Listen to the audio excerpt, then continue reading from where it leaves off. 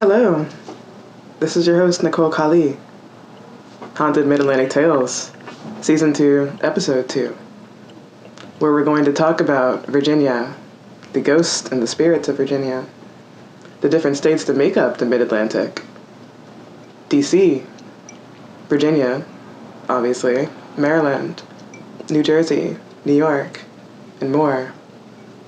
The different legends and lore that make up this place, from the city that I live in and the Freemasons that constructed the tower, named for a reason, to the indigenous communities that would give us the ironic tradition of Thanksgiving, that would share lobster, that would share squash, and the different crops that grew during the season hundreds of years ago. It's called the 500-Year War by the First Nations and Native American communities of Turtle Island because Columbus and colonial powers have continued an assault on the people that were first born and first set foot on this land. It's an ongoing struggle against erasure and literal violent structures that threaten African American indigenous life, Native American indigenous life, indigenous Asian lives. Wherever you see imbalances of power, there will be ongoing after effects on both the physical and the spiritual plane. We talked about this in the last episode. We talked about this throughout the series. It's kind of impossible to separate the modern ghosts that have persisted throughout the centuries and the years without mentioning how they came to be, the instances of foul play, being wronged by white owners and white landlords, being bested in duels, passing away in your home that you loved, even if the land wasn't yours to claim. These are all things that have happened in the Mid-Atlantic. I visited Old Town once again. I went back to Aeronautical Bay at night, and I walked to King Street Station as well.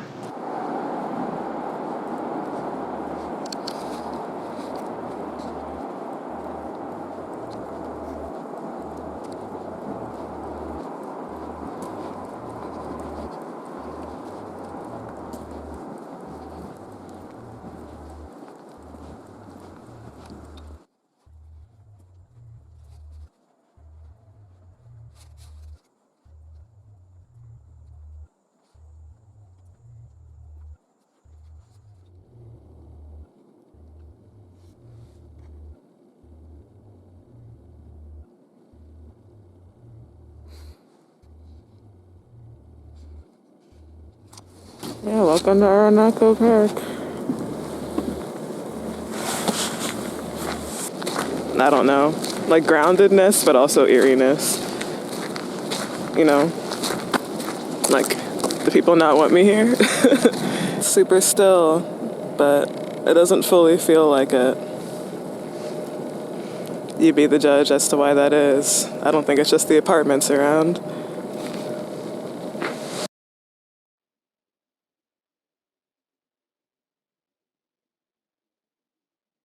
To get a sense of not just what these areas used to be like, but the present and the future, the energy that surrounds these places is indescribable but tangible. It's there. And for many of us that have, trigger warning, anxiety and depression and uncertainty via our mental illness and these feelings of not being alone, of being perceived or perhaps in a space that is otherly, and that can mean so many different things, right? consider that the supernatural is not always something to fear, that Turtle Island is home to so much richness and history, love, that comes from the different ancestors, not necessarily yours, of the communities that still live here to this day. Please do look up the names of the cities that you live in, especially Manassas, right? Nyack, Manhattan, New York City, and Canarsie, the trails that lead to the central meeting places that colonizers would rename, but are still very sacred and central to the city. Look up the history of the world that we live in so that the future will not be so uncertain and that you can be part of making it better. The Ghost of Virginia by L.B. Taylor Jr. Northern Virginia vignettes. Chapter 19, Haunted House for Sale. In recent years, there has been considerable controversy over the sales of alleged haunted houses, of what real estate brokers call stigmatized property. The question is, do the sellers have to inform the buyers that the house is haunted? Well, it apparently depends on where you live. In a celebrated case in New York, a few years ago, a man put down a $32,500 deposit on a $650,000 manor home, only to find out later that it was supposedly haunted by the supernatural, apparitions in the attic, poltergeists in the pantry, and ghosts in the garage. A previously published report about the house stated that a red-cloaked woman could be seen descending the staircase. A wandering sailor appeared wearing a powdered wig, and an elderly gentleman was seen seated in the living room, sometimes suspended 4 feet above the floor. When the buyer found out, he demanded the return of his deposit because these findings spooked him and his wife. When the seller refused to return the money, the buyer took the case to court.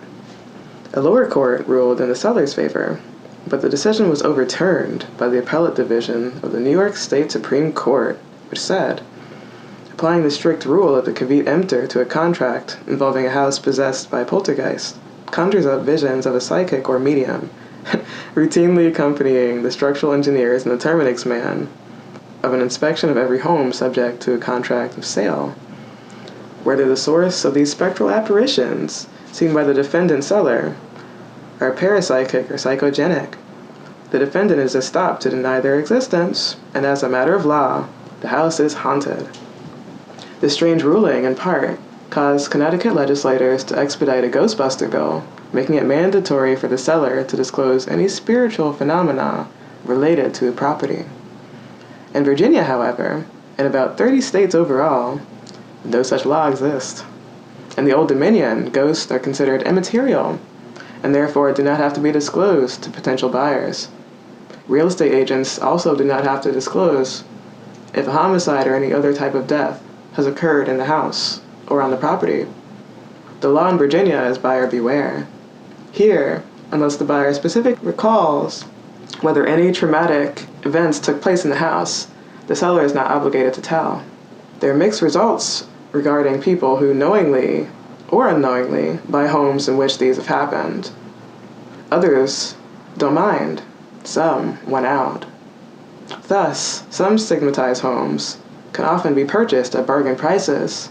The current owners say that they might be delighted, even if the history is dark, and many will avoid it.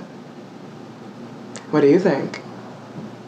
Chapter 84, Interneteeriness, Guardian Angels of the Roadway. The following two near-fatal incidents, told anonymously by two young women, occurred recently at separate sites and times in Virginia, but both held a similar belief within them that they had been saved by guardian angels. In the summer of 2004, one woman pulled into a convenience store parking lot to get a snack for her young son. As she approached the front door, an old woman stopped her and told her that she had beautiful red hair. Then strangely, the old woman began stroking the young woman's hair. and said that she too used to have such hair. Then out of the blue, the elderly woman said that she had been born on August 3rd, 1931. The younger woman suddenly froze. That was her birthday too. Different year. She then went into the store, and when she came out and backed up from her parking space, a man in a truck barreling into the parking lot nearly hit her. As she stopped to catch her breath, she saw the old woman come up to her car and say, "Don't worry, honey. You'll live a lot longer than him." Somehow, the younger woman felt that she had been approached by a living angel. As she drove back to her home in Virginia Beach, deep in thought over what had happened, she suddenly realized that she was directly in the back of a truck, carrying a load of furniture which was not tied down. Immediately, she had the feeling that something was going to happen and swerved. Seconds later, she saw the red flashes of the brake lights ahead of her, and there, strewn across the freeway, chairs were flying off the back of the truck. One grazed her car, but she believed she was lucky to be alive, thanks to her chance meeting with the strange old lady. In the second episode, a young lady was driving south on Interstate 95, going 65 miles per hour, in the middle of 3 lanes, in her small red sports car. She was on her way to visit her family, and her mind was wandering, when suddenly, a semi-trailer truck in the fast lane suddenly swerved to the right, cutting her off. Although she did not react instantly, didn't brake hard to avoid an almost certain collision, and was still steering straight ahead, the car apparently on its own whipped to the right-hand lane. Then as soon as the truck had cleared ahead, shifted back into the middle lane, thus avoiding a full-speed tailgate action from the car behind her on the right. I felt like the wheels of my car had somehow been instantly elevated slightly to make such a quick move over and back, she said. I was shaking. I swear I hadn't moved the steering wheel. Someone else did it for me and saved me from a terrible wreck. I believe it was my guardian angel. Chapter 91. Humorous vignettes. How's that again? In his book, The Lighter Side of the Law, author John May Jr. of Louisa County tells a bizarre divorce case which took place right after the end of World War I. Seems a young man who fought for the U.S. and France came home to Virginia after 2 years overseas. His wife had a shocking surprise for him. She greeted him with a 6-month-old baby. How could this be? The startled husband demanded. She told him that while he was in France, his spirit had crossed the ocean and had communion with her, resulting in her pregnancy. The young man immediately filed for divorce. His lawyer's argument was that his wife's story was preposterous. To prove his point, he then asked aloud in the courtroom if anyone within the sound of his voice had ever had relations with a ghost, and raised their hand. An elderly man in the last row of the seats timidly stood up and lifted his hand. "What?" said the attorney. "Do you mean to say truly that you had relations with a ghost?" The man then blushed, looked down, and said, "Excuse me, no. I thought that you said goat."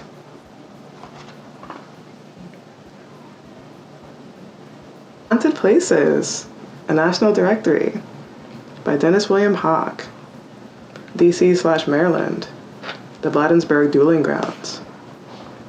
More than 50 bloody pistol duels were fought here, and a number of corpse-like ghosts are said to walk the grounds. The ghosts appear as dark but not transparent forms that disappear at the slightest sound.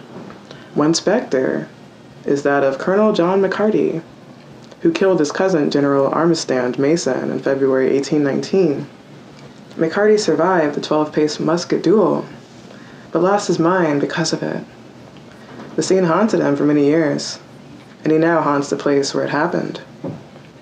Stephen Decatur, who was gunned down here in 1820, also haunts the Bladensburg Dueling Grounds, as he eternally repeats the day that he died. The ghost of one of the sons of Francis Scott Key, Daniel, roams the grounds too. He was killed at the age of 20 in a senseless duel with a fellow Annapolis student, John Sherborne. The two dueled in June 1836, as they argued over which of the two steamboats was faster. Representative Jonathan Seeley was a reluctant participant in another duel. In February 1838, he was killed by Congressman William Graves of Kentucky. Graves was a stand-in for New York newspaper editor James Webb, who Seeley called out as corrupt. Seeley was inexperienced with guns, however, and Graves was allowed to use a much more powerful rifle than him. Seeley was hit in the artery and a leg and bled to death in 90 seconds. Bladensburg is northeast of Washington on Highway 202 in Prince George's County. A creek that ran through the dueling grounds was called Blood Run, but it has been renamed Eastern Branch. The former dueling area is just across the District of Columbia border, near Fort Lincoln Cemetery. Laurel, Maryland, the Montpelier Mansion. The ghosts of our founding fathers are said to walk the grounds of this estate. The house was often visited by George Washington, Thomas Jefferson, and John Adams. Their spirits have been seen many times over the years at this mansion, which is in Maryland National Park. Madison, the Blackwater Wildlife Refuge. A devil mule haunted this swampy area for many years. Sighting the green-eyed white-furred phantom meant that some sort of disaster would befall the viewer within 3 days. When it was alive, the stubborn biting mule was thought to be possessed by the devil, and they were deliberately led into quicksand by a group of tobacco wagon drivers in the early 1800s. After their murder, the devil mule returned to wreak havoc on the men and their families. The town of Madison is located in Dorchester County on Taylor Island Road. Follow the road east to Church Creek, then go south on Golden Hill Road, and you'll find the refuge. New York, Glen Cove, Morgan Hall. Banker J.P. Morgan's lavish estate on Long Island eventually became the home of a ghost. The mansion was built by Morgan in 1910 and used by the Russian embassy after their death. When the Russians gave up the mansion, the Catholic Church converted it into a convent and a school. Soon thereafter, though, women in the rooms on the 3rd floor began complaining of loud footsteps coming from the hallway and the attic at all hours of the night. The rumors spread that the mansion was haunted. On October 1965, windows on the 3rd floor opened and closed by themselves, and the women reported an invisible figure, icy cold, moving through the rooms. Finally, the spirit of a girl wearing a long black dress appeared to one of the novice nuns. It was J.P. Morgan's daughter, Alice, who died of typhoid fever while a young girl. The mansion is in northern Nassau County on Long Island. It's a private mansion. Niagara Corridor. This area is one of the most haunted sites in North America for UFOs. Electrical disturbances have been associated with activity here since 1956 and earlier. In fact, the massive East Coast power blackout of November 5th, 1965, is said to have originated with the sighting of a red oval object hovering over power lines in Clay, New York. In any case, something sucked 200,000 kilowatts from the lines, causing relays to trip throughout the network and putting 26 million people in the dark. This area covers northwestern New York and southeastern Ontario in Canada. Clay is near Syracuse, New York. North Carolina, Smithfield, the Mill Creek Bridge. Spectral lights danced on this bridge in the 1950s. Old-timers in the area say that the luminescent flashes are the spirit of an old African-American man who fought against their master. In May 1820, Lynch and one of the enslaved African-Americans that was named Old Squire were clearing land near the bridge when the master Lynch lashed at Old Squire. Old Squire in turn struck back at their master with a hoe and then buried them under the bridge. Before long, people started to notice strange things happening there. Lanterns would go out as the bridge was traversed, and weird sounds emanated from underneath. Once, a man's cane was snatched from his hand as he stepped onto the bridge, only to be returned to him when he reached the other side. Old Squire confessed to the murder on her deathbed. Mill Creek is just outside of Smithfield in Johnson County. Pennsylvania, the Poconos, the Inn of Buck Hill Falls.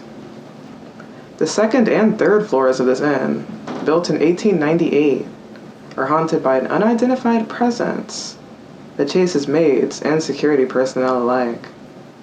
This large inn is in Monroe County in the Pocono Mountains at Buck Hill Falls. Potter County, Twin Sisters. In 1618, Susquehannock Native Americans captured and beheaded a Frenchman here, part of a mining party led by the explorer Etienne Brulé. Their attempt to drive the white men from their lands worked, except the spirit of the dead man did not move on. According to legend, the Frenchman's ghost returns to the Twin Sisters every October on the night of a full moon. Indian legend soon became white man fact, and many sightings of the headless Frenchman have occurred near an abandoned smelter here. The ghost was last reported on October 1948. But who's to say it won't happen again? The Twin Sisters was named for two huge white pine trees that grew at the head of the Hammersley Fork Valley in Potter County. The ruins of the stone chimney, an old smelter located about 1 mile into the valley, between Sartwell Creek and Fishing Creek. Virginia, Amherst, Rebec Winery. The 250-year-old house next to this winery is haunted by a male ghost who likes to climb into bed with people or scare them. The unidentified presence has been reported by the owners Richard and Ella Hansen. This house was built in 1742 and has been in their family since 1877. Amherst is in western Virginia, 12 miles north of Lynchburg on Highway 29.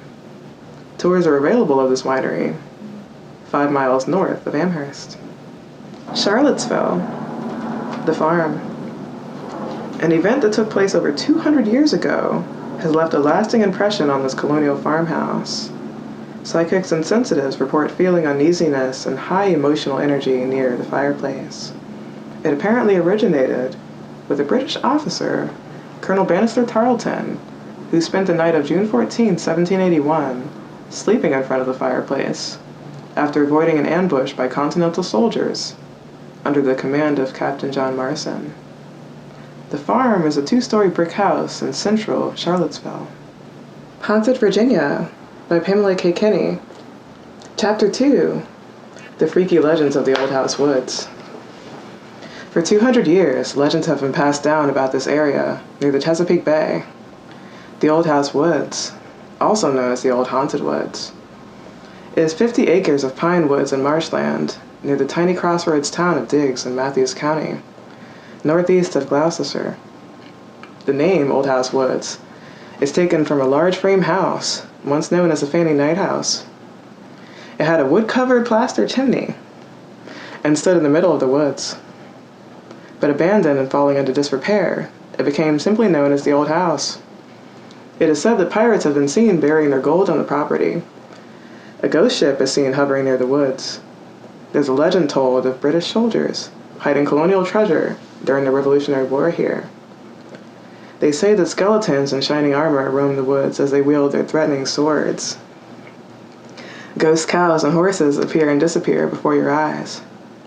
There's even a story of a spirit that walks out of the water dressed in pirate clothing. Then a Spanish galleon rises out of the water with men leaping from it to the ground. Sounds of digging and the clanking of shovels fills the air. There are tales of 2 black headless dogs seen running through the woods as well. All of these and more have been reported at different times throughout the centuries. There's even a rumor of a witch in a long nightgown who gives off a green light as she flies through the trees. Her long hair streams behind her as her figure rises over the tops of the pines, and she wails, warning watermen and fishermen alike to take cover from a storm. There are 3 reasons why these stories might circulate around the woods. One concerns a legend that the crew of a pirate ship came ashore in the 17th century to bury their treasure of ill-gotten gains. The story goes on to say that they died in the storm at sea. To this day, it might be them who can be heard searching for the treasure. Another tale about the pirates had been written in the Richmond Times-Dispatch in 1973. The article said that Blackbeard himself intercepted the treasure, killed the men, that the men still haunt the woods, and stop anyone that dares to walk on that land. The second possibility occurred in the second portion of the 17th century. Defeated at the Battle of Worcester in 1651, Charles II of England wanted to come to Virginia. To prepare for his trip, they sailed chests of money, plate, and jewels to the colony, but the ship never reached Jamestown, so it sailed up to Chesapeake Bay and anchored off the mouth of White's Creek near the Old House Woods. The Royalists offloaded the treasure to be hidden, but a gang of renegade indentured servants attacked and killed them. The thieves only took a portion of the loot in their haste to escape. They planned to return later for the rest, but a sudden storm sunk them. All hands were lost. The last story supposedly happened in late 1781, before Cornwallis's troops were defeated at Yorktown. 2 British officers and 4 soldiers had been entrusted with a large amount of money and treasure. These 6 slipped through enemy lines to head north. Not finding the British ship they had hoped to find, they buried the treasure in the Old House Woods, before they were found and killed by a unit of American cavalry. No matter the stories of what makes the woods haunted, there have been those who have had experiences. Like Jesse Hudgens, who told what happened to him in the Baltimore Sun newspaper in the 1920s. The man ran a store in Matthews County then.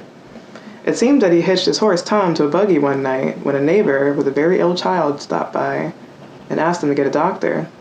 He headed to town. As he came upon the Old House Woods, he spied about 50 yards away a light bobbing along the road in the same direction as he. His horse became frightened, but Hudgens got it to move forward as he wanted to know what the light was. He had seen lights on the road at night before, but these were shining lanterns carried by men. This light seemed to be strange and unearthly, unlike those. When he caught up with the light, he saw a large man in armor, a gun over his shoulder with a muzzle like a fish horn. Not one sound did this stranger make, and he seemed to be floating on air, not walking. Scared, Hudgens' horse stopped, not budging an inch more, and Hudgens felt fear envelope him too.